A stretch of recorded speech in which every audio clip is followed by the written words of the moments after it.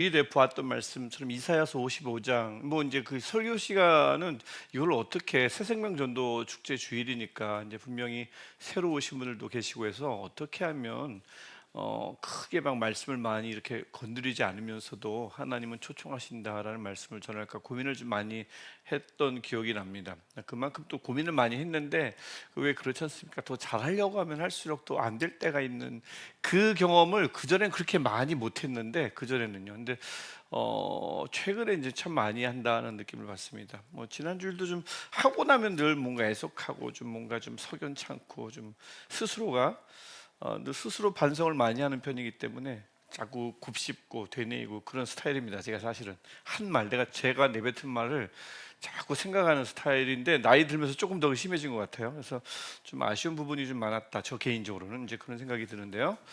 어, 지난주 이사야서 55장은 크게 이사야서 전체 66장으로 이루어진 이사야서에서 이런 위치에 속하는 아주 귀한 장입니다. 그래서 전체를 한번 보시면 이사야서는 크게 세 부분으로 나뉘죠. 1장부터 39장, 40장부터 55장, 56장부터 66장. 그래서 뭐 누군가는 이제 학계에서는 뭐 40장 이하부터는 제2 이사야서다 해서 뭐 저자도 다르다, 전혀 다른 개념의 책이다, 그것을 하나로 모아온 것에 불과하다, 이럴 정도로 39장과 40장의 그 반전이 굉장히 어마무시하기 때문에 이런 주장들이 제2 이사야서라는 주장이 있을 정도입니다. 그만큼 1장부터 39장은 그 유다와 인근 나라에 대한 하나님의 경고와 심판 메시지가 굉장히 길어요. 39장이나 됩니다. 그래서 이 1장부터 39장까지 읽으면 뭐 중간중간 물론 하나님의 회복 메시지가 없는 건 아니지만 정말 이것이 반전이 있을 수 있을까, 역전이 일어날 수 있을까라는 암울한 생각에 빠지게 되는데 그것을 행할 수 있는 분은 하나님밖에 없음을 40장을 보면 하나님의 약속을 통해서 바로 드러나거든요. 그래서 40장부터 55장에서 위로와 회복의 메시지가 주 핵심 메시지입니다. 39장까지 읽다 보면 누구도 소망을 가질 수 없는 상황에 푹 빠지는데 그것을 반전시키고 그것을 역전시킬 수 있는 분이 하나님 한 분이심을 40장 이후에서의 아버지의 말씀, 하나님 아버지의 말씀을 통해서 우리가 배우게 되죠. 그리고 나면 56장부터 66장에서는 회복 이후에 그냥 회복시키고 마는 것이 아니라 하나님이 그 이후에 어떤 비전을, 어떤 계획을 갖고 계신지 그 새롭게 구성될 새 공동체에 관한 비전을 또 하나님께서 56장부터 66장에 걸쳐서 쭉 말씀을 나눕니다. 그러니까 이 이사야서 66장, 뭐 신약으로 따지면 신약의 복음서다, 막 여러 가지 뭐 별명이 붙는 책이 이사야서인데 실제 1장부터 66장까지 하나님의 아주 어마어마한 계획의 큰 스케일의 구원 계획이 굉장히 이게 논리정연하게 심판과 경고의 메시지는 있지만 하나님은 위로와 회복의 계획도 갖고 계시고 위로와 회복을 주신 다음에 만들어 나갈 새 공동체에 대한 비전도 하나님은 이미 가지고 계심을 이 이사야서 한 권을 통해서도 많이 알 수가 있고, 그러다 보니까 이제 신약 성경에서 구약을 많이 인용할 때 시편도 많이 인용하지만 하나님의 구원 계획을 특별히 언급하지 않을 수 없는 책이 신약서니까 신약에서 이사야서를 그 다음으로 가장 많이 인용한다고 볼 수가 있습니다. 또 초대 교회 안에서도 굉장히 중요했던 책이 우리 이사야서라고 볼 수 있고요. 그래서 아까도 제가 처음에 말씀드렸듯이 1장부터 39장 굉장히 지지부진해요. 사람들은 변화의 기미가 없고 늘 죄 가운데 있고 이래가지고서는 하나님이 늘 경고할 수밖에 없고 하나님은 심판의 하나님으로밖에 이렇게 보여지지 않는데, 하지만 하나님은 반드시 회복의 계획을 갖고 계신다. 하나님 반드시 새로운 공동체에 관한 비전을 갖고 계신다는 거죠. 그래서 우리의 삶이 좀 1장부터 39장에 갇혀 있는 것만 같은 긴 기간을 보낸 것만 같은 그런 느낌이 있을 때가 있습니다. 내 삶은 언제 40장 이후에 반전을 볼 수 있을까? 역전을 볼 수 있을까? 우리의 삶은 언제 56장 이후에 하나님의 새 공동체에 대한 비전, 그것을 우리가 기쁨으로 누리는 그 삶으로 들어갈 수 있을까? 물론 누군가는 이미 40장 이후에, 누군가는 56장 이후에 하나님의 은혜 가운데 머무는 분들도 있지만 때로는 1장부터 39장 그 안에 갇혀서 굉장히 답답해하고 막막해할 수 있는데, 하지만 하나님의 그 계획 안에 우리가 들어가 있는 순간 반드시 하나님의 계획 속에서는 40장 이후에 회복의 계획도 갖고 계시고요, 56장 이후에 새로운 공동체를 향한 비전도 하나님은 다 갖고 계시지, 하나님은 어떻게 하면 심판할까, 어떻게 하면 경고해서 죽일까, 이런 하나님이 아니심을 이사야서 딱 한 권을 통해서 우리가 알 수 있다는 거죠. 그래서 혹시나 내 삶을 가만히 돌아볼 때 내 삶은 1장부터 39장 안에 있다, 도무지 희망이 보이지 않는다, 빛이 보이지 않는다, 그럴 수 있지만 또 공교롭게도 내용이 제일 길어요. 장이 제일 깁니다. 1장부터 39장까지. 하지만 우리가 하나님 안에 있는 순간, 하나님의 손 안에 있는 그것이 사실이라면, 그래서 그것을 신앙 고백할 수 있다면 분명히 하나님에게, 우리를 향한 하나님의 계획 속에서는 40장 이후의 회복의 계획과 40장 이후 또 56장 이후에 반전 이후에 새로운 나라 가운데서 살 계획을, 나를 향한 그런 계획을 갖고 계신다. 이 사실을 꼭 믿으시면 좋겠습니다. 그래서 꼭 그렇게 하시길 바라고요. 그다음에 특별히 지난주에 우리가 봤던 본문은 두 번째 단락 40장부터 55장, 즉 위로와 회복의 메시지장에 속한 장임과 동시에 제일 마지막 장인 거죠. 55장이니까. 그래서 두 번째 단락, 즉 40장부터 55장, 이것을 마무리하는 장이 이제 55장인 거고, 그 55장을 시작하는 본문이 지난 주일에 우리가 함께 봤던 본문입니다. 그래서 이 하나님께서 어마어마한 이 반전을, 역전을 어떻게 행하실 것인가, 53장에서 구체적으로 자신을 죽이시죠. 독생자를 때리십니다. 그를 상하게 합니다. 채찍질 당하게 하시는 거죠. 그래서 값을 치러서 대속적 죽음, 고난받는 종의 대속적 죽음을 통해서 이 역전을 40장 이후에 행하시겠다라는 것을 보여주시는 거죠. 우리가 보통 대속하면, 이제 보통 대속하니까 가장 먼저 떠오르는 개념은 뭐죠? 대속하면 대신 죽었다죠. 대신. 하지만 두 가지는 더 있습니다. 대신 플러스 뭐가 있냐면 대표도 있습니다. 이 대신에는 대표도 있어요. 그래서 대신 죽었으므로 나는 안 죽었겠네 라고 생각하기 쉽지만 대표로 죽은 거기 때문에 나도 죽은 겁니다. 그 다음에 마지막은 그것을 다 우리를 위해서 죽은 거예요. 그래서 대속적이다라는 개념에는 늘 세 가지가 들어갑니다. 대신 죽으셨지만 대표해서 죽으셨고, 이것은 우리 모두를 위해서 죽으신 것입니다. 그래서 이 고난받는 종의 이 세 가지 개념의 대속적 죽음을 통해서 아주 값비싼 값을 치르셔서 하나님께서 아무리 암울한 상황 가운데 있더라도 그것을 역전시키려 하셨다. 실제 역전됐고요. 그래서 54장은 이 고난받는 종의 대속적 죽음을 통해서 회복 계획을 갖고 계신데, 그 7절에 나오는 본문입니다. 이게 7절 전체 본문이에요. 내가 잠시 너를 버렸으나 큰 국률로 너를 모으실 것이요. 이 회복 계획이 54장 중앙에 있는 7절에 정확하게 말씀되어지고 있죠. 그리고 나면 자, 이제 모든 게 준비됐습니다. 55장 불러야죠. 마련이 됐으니까 불러야죠. 초대해야죠. 그래서 회복의 은혜 안으로 초대하시는 하나님의 사랑이 오라라는 첫 번째 명령어죠. 강력하게 그곳에 표현되는 것을 알 수가 있습니다. 그래서 우리가 지난주에 봤던 그 본문을 좀 더 들어가 보면 거기에는 강력한 명령어가 3개가 나와요. 명령돼 있죠. 오라, 그 다음에 사라, 그 다음에 들으라. 이 3개의 명령은 마치, 명령은 보통 내게 짐을 지어주는 명령 같고 내가 행해야 되니까, 여기 순종을 해야 되니까 좀 어떤 강요받는 듯한 느낌이 있는 것 같지만, 사실 오라, 사라, 들으라는 이게 은혜예요. 일단 오라는 것은 아버지께 오라는 것이고요. 사라고 하는데 뭔가 역설이죠. 사라는 것은 돈을 지불한다는 뜻인데, 값없이 와서 포도주와 젖을 사라, 값없이 사라는 말, 소리 없는 아우성과 같은 굉장히 역설적인 표현입니다. 어떻게 사라고 하는데 값없이 살 수가 있겠어요? 값없이 가져가라가 아니라 사랍니다. 그래서 누군가 값을 치렀다는 것이 다시 한번 강조되고, 누가 치렀습니까? 위에 2번에 53장 대속적 죽음을 치르신 예수 그리스도가 그 값을 치르셨죠. 그러니까 값없이 와서니까 포도주와 즉 하나님의 그 구원의 은혜가 굉장히 값싸구나. 그래서 값싼 은혜라는 한 표현이 한동안 교회 안에서 떠돌았지만, 그것이 아니라 얼마나 이게 값이 비싼 건지, 죄를 무시하시는 것이 아니라 죄를 관용하지 않으시고 심각하게 여기시기 때문에 하나밖에 없는 독생자를 죽이실 정도로 죄는 무겁습니다. 근데 그것을 아들을 죽임으로써 치르신 것으로, 그래서 값없이 살 수 있는 것, 그 다음에 그 산다는 것이 뭐냐 도대체, 그 구체적인 방법이 세 번째 명령어에 담긴 거예요. 들으라는 거죠. 그래서 은혜를 어떻게 삽니까? 복음을 들어야죠. 복음을 접해야죠.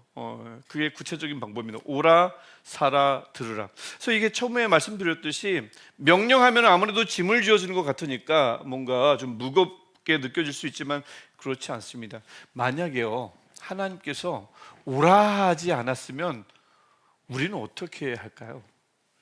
하나님이 사라고 하지 않으면 우리가 살 수 있는 것이 무엇이 있을까요? 하나님이 들으라 말씀하시지 않으면 우리가 뭘 들을 수 있겠어요? 오라고 하시니, 하나님께서 먼저 베풀지 않으면 전혀 성립될 수 없는 은혜의 명령어들이 이 세 개의 명령어입니다. 하나님이 오라 하시니 우리가 갈 곳이 있고요, 하나님이 사라고 하시니 우리가 받을 은혜가 있고요, 우리에게 들으라 하시니 들을 복음이 있는 줄 믿습니다. 그래서 하나님께서 이 하신 명령은 사실 은혜 그 자체입니다. 갈 곳이 있게끔, 받을 것이 있게끔, 들을 것이 있게끔 하나님께서 다 만들어 주시고 명령하시는 거죠. 그리고는 약속이 하나, 확실한 약속.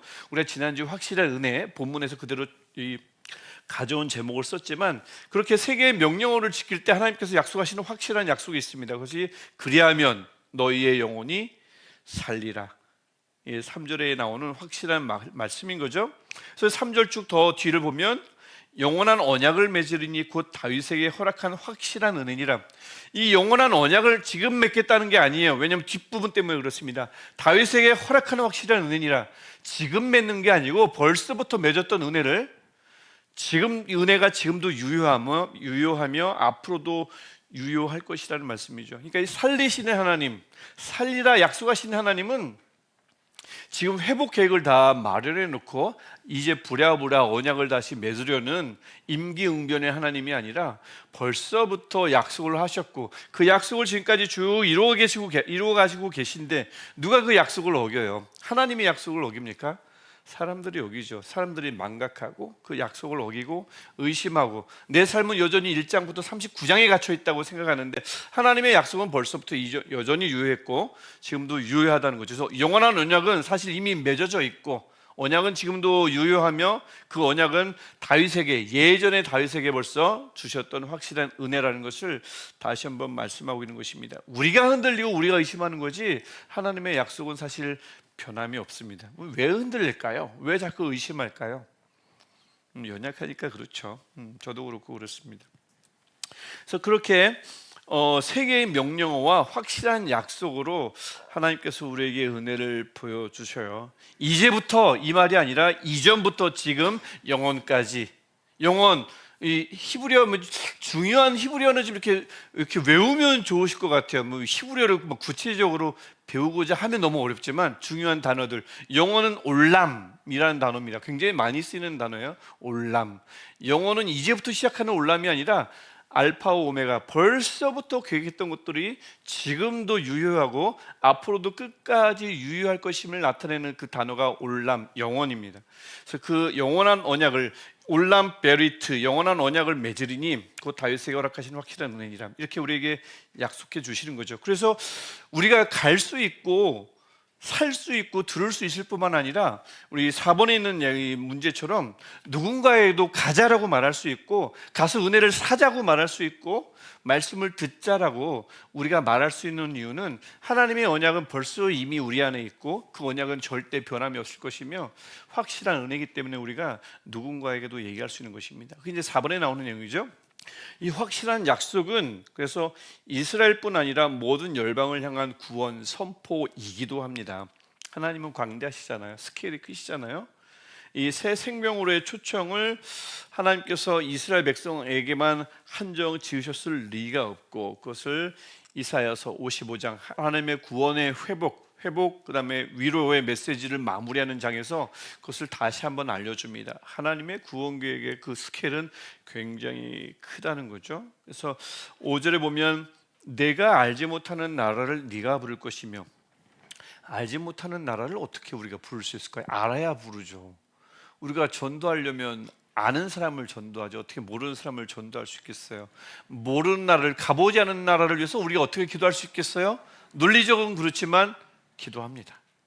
가보지 않은 나라, 전혀 모르는 나라를 위해서 우리가 현재 기도할 수 있고, 전혀 모르는 사람에게 복음을 전할 수 있는 이유는 아버지의 약속이 여기 있기 때문에 그렇습니다. 네가 알지 못하는 나라를 네가 부를 것이며. 그렇죠? 하나님이 아시면 그게 중요한 거지, 우리가 아느냐 모르느냐는 중요하지 않죠. 그래서 네가 알지 못하는 나라를 네가 부를 것이며 라는 말씀을 하시면서, 다만 그 5절 후반, 이걸 누가 하실 것인가? 5절 후반에 너를 알지 못하는 나라가 내게로 달려올 것인데, 누구로 이남입니까? 여호와 내 하나님 곧 이스라엘의 거룩하신 이로 말미암음이니라. 우리는 기도할 수 있어요. 우리는 그의 이름을 부를 수 있습니다. 그 열방을 위해서 기도할 수 있습니다. 하지만 그 열방이 아버지께로 오는 그 모든 구체적인 과정과 그 결말은 하나님의 손에 달려 있습니다. 하나님께서 하실 거예요. 그게 이제 5절 마지막 9절인 거죠. 믿으십니까? 하나님이 정말 하실까요? 저번에 우리 이스라엘의 회복에 대해서 로마서 말씀 나누면서도 제가 잠깐 이렇게 말씀드린 적이 있는데, 객관적으로 보면 참 회복하기 어려운 나라도 있고 사람도 있고 제 주변에도 있고, 정말 절대 예수를 믿지 않으려고 하는 엘리트가 몇 명, 제가 알고 있는 사람이 몇 명 있습니다. 엘리트예요. 그래서 이제 더더욱 하나님을 필요로 하지 않는, 스스로 엘리트라고 여기고 있고 누가 봐도 엘리트인데 그런 분들이 있어요. 객관적으로는 저 사람 죽을 때까지 예수를 시인하지 않겠다 싶은데, 그건 제 생각이고요. 나라도 마찬가지고 개인도 마찬가지고, 그 모든 것들은 그가 아버지께로 달려올 것은 여호와 내 하나님 곧 이스라엘의 거룩하신 이로 말미암음이니라. 우리가 할 일은 그의 이름을 부르는 것입니다. 그 나라를 부르는 것입니다. 이유는 하나님께서 하시겠죠. 이렇게 이제 총 네 가지로 이렇게 이사야서 55장 1절부터 5절까지를 우리가 볼 수 있고, 사실 뭐 지난주에 말씀 나누지 않았지만 6절 보면, 그래서 너희는 여호와를 만날 만한 때에 찾아라, 가까이 계실 때에 그를 부르라. 그 하나님을 의지하고 하나님을 부르라는 얘기죠. 이 위로와 회복이 우리 가정에, 내 삶에, 또 우리가 기도하는 누군가에게, 그 열방에 있을 것임을 그래서 6절이 약속하고 있습니다. 나눔을 위한 질문은 그 열방을 향한 구원 선포, 즉 뭐 전도나 이런 것과 관련된 그 질문은 일단 생략을 했고요. 1번과 2번으로만 축약을 했습니다. 그래서 첫 번째 질문은, 요즘 들어 자꾸 마음에 머무는 말씀이 있습니까? 아까 들으라 했으면, 들으라고 하실 때는 들을 만한 게 있으니까 들으라 하시는 거죠.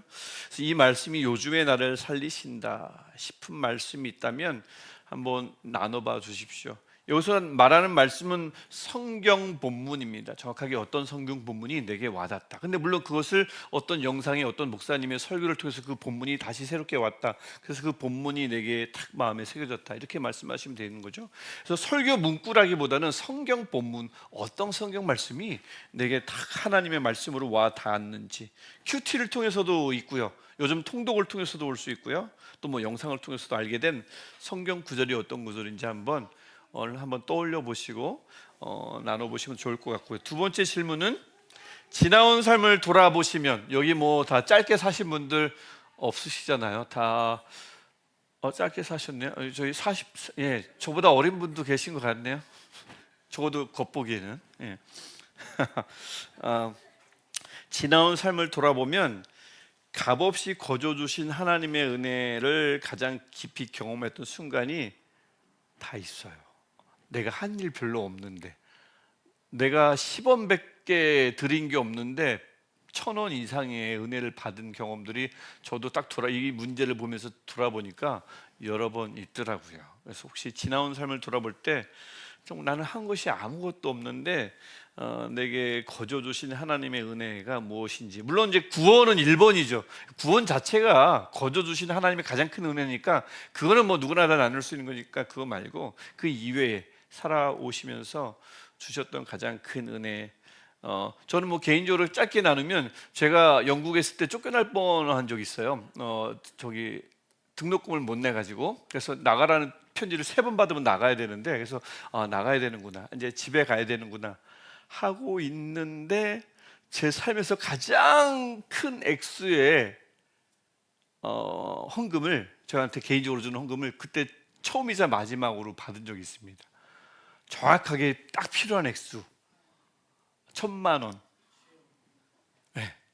그것을 받아서 정확하게 그 밀린 돈을 정확하게 그것으로 갚고 버틸 수가 있었어요. 그런 거 제가 그분에게 아무것도 드린 게 없어요. 그분도 저를 잘 모르고, 근데 어떻게 알게 됐는지도 모르고, 저는 뭐 잘 안 알리거든요. 그냥 집에 가야 되고 짐을 뭐를 쌀까, 뭐를 나눠주고 갈까, 그거 계획하고 있는데 갑자기 전화 한 통화가 와가지고 어떻게 전에 들었다고 하면서 주신 분이 있습니다. 제가 그분께 지금 연락하고 사느냐? 절대 연락하지 않습니다. 물론 여기 참 10몇 년 전 얘기니까 처음에는 연락하고 지냈는데 지금은 또 거리가 멀어지더라고요. 연락을 안 하게 되더라고요. 그런 분이 계십니다. 뭐 이렇게 돌아보면 이런 것들이 다 있을 수 있으니까 한번 두 번째 질문도 한번 이렇게 가지고 이렇게 나눠주시면 그 하나님의 은혜의 나눔이 더 이제 풍성해지지 않을까 싶습니다. 혹시나 뭐 1, 2번 말고도 나는 4번 이 구원 선포, 모든 열방을 향한 구원 선포, 이 원하시면 뭐 나눌 수도 있는데 시간이 길어지니까 난 정말 이분의 이름을, 이 나라를 꼭 부르고 싶다. 내가 알지 못하는 사람이라도 부를 때 하나님께서 꼭 그를 달려오게 하실 줄 믿는다. 뭐 이런 것들 나누시면 되는데 시간이 많으면 일단 1번, 2번으로만 제가 나눠봤습니다. 오늘 나누면 제가 준비한 것은 여기까지고요. 네, 뭐 빠뜨린 건 없는 것 같아요. 제가 기도하고 마치겠습니다. 하나님, 우리에게도 오라 하시고 우리에게도 값없이 사라고 하시고 우리에게도 들으라 하시니 감사합니다. 갈 만한 곳이 있게 하시고 하나님의 은혜를 구할 곳이 있게 하시고 들을 만한 복음을 이곳저곳에서 하나님께서 마련해 주셔서 하나님의 명령대로 순종했더니 아버지의 은혜를 받게 하시고 하나님의 말씀을 듣게 하시니 감사합니다. 하나님, 이 명령에 따라 우리가 순종하며 살아갈 때에 그리하면 너의 영혼이 살리라 했더니 말씀의 약속이 우리 삶에서 날마다 이루어지게 하여 주옵소서. 하나님, 또한 이 영혼이 사는 이 하나님의 은혜 가운데 우리뿐만 아니라 우리가 아는 사람들, 또 우리가 모르는 사람들도 그 은혜 안에 있게 하시고, 또 우리가 아버지 앞에 구할 때에 우리는 전혀 알지 못하는 사람들, 우리는 전혀 알지 못하는 나라를 위해서도 구할 때에 하나님, 그들이 하나님의 은혜로 말미암아 달려오는 놀라운 일들이 있게 하여 주옵소서. 하나님, 우리 삶이 혹시나 이사야서 1장부터 39장까지의 삶처럼 도무지 회복이 보이지 않고 늘 심판 아래 있는 것 같고 경고 아래 있는 것 같고 지지부진한 것 같지만, 역전하시는 하나님의 은혜가 40장부터 이루어지듯 하나님, 우리의 삶이 혹시나 39장 안에 갇혀 있다면 40장 이후에 밝은 빛 안으로 하나님의 은혜 가운데 인도함 받기를 원합니다. 주님, 역전시켜 주시고 반전시켜 주셔서 하나님은 회복하시는 분, 살리시는 하나님임을 우리 삶 속에서 경험하는 우리가 되게 하옵소서. 그런 우리를 보고 주변에서 하나님은 살아계신다 다시 한번 고백할 수 있는 놀라운 일들이 우리를 통해서 일어나게 하옵소서. 이후에 나눔의 시간도 하나님 함께하여 주셔서 이 함께 강의했던 이 내용보다 더 풍성한 나눔을 통해서 이루어지게 하옵소서. 예수님 이름으로 기도합니다. 아멘. 감사합니다. 오늘 여기까지고요. 그리고 미리 광고를 드리면 다음 주에는 김현숙 집사님이라는 분이 기억나시는지 모르겠어요. 작년 이맘때쯤에 첼로